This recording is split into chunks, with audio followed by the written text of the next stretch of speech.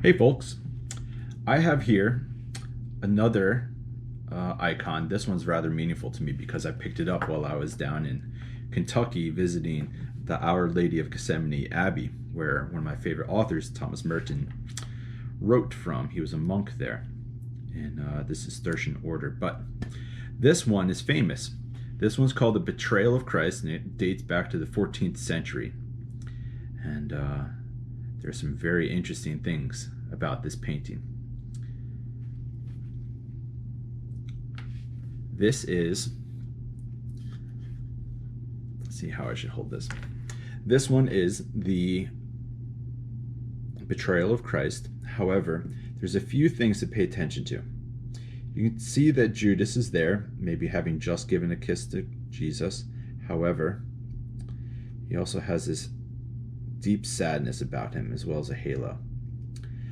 What I like about this one is it shows how in these early paintings of the church, they did something interesting. You can see that some of them have got both eyes visible and some of the people have one eye visible. Well, there's a reason for it. And it's because, have you ever seen someone do something guilty? It's like they look over their shoulder, they're kind of trying to stay somewhat hidden. In most of these paintings, if you can see both of someone's eyes, it's because they have nothing to hide. However, the people that you only see one eye, you can usually assume that they've got a hidden motive because they're trying to hide half their face. And so you can tell in this painting who are the disciples, who are the Roman soldiers, and maybe even tell who is Judas.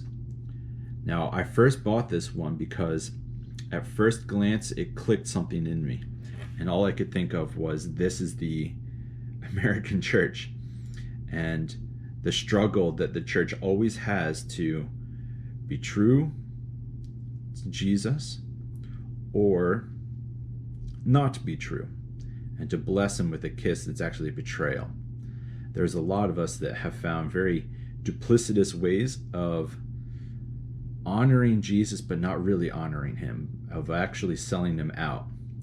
And this is the tension. I thought this is just a beautiful piece.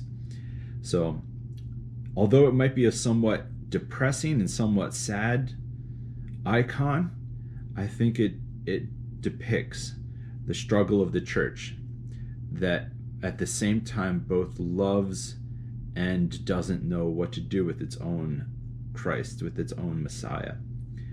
But if you notice, in the midst of all of this, Jesus is still facing towards Judas. He's not looking towards anyone else.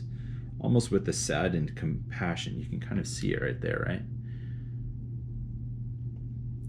Yeah. So what's the lesson?